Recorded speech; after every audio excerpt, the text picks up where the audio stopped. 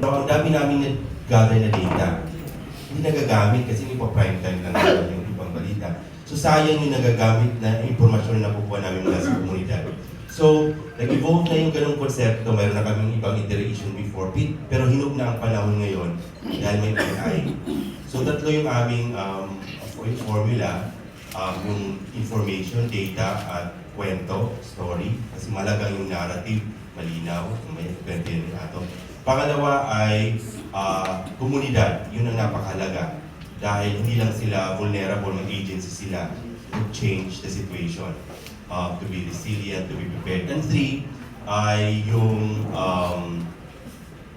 action at technology. Technology-driven na action.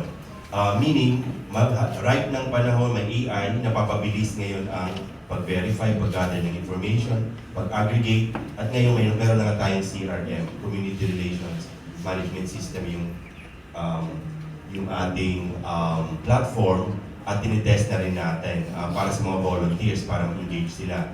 Yung Angat Buhay yung unang mag-test ng feature na yon. Pero yung pagkabuang feature, QC yung gusto natin pagtuloy ng pansin dahil sa laki ng syudad, kahandaan ng maraming barangay. Kung mapapansin natin, pili yung nandito dahil sila kayong maging first users mag-on board doon. And hopefully from this group, we will scale up. But on a practical level, paano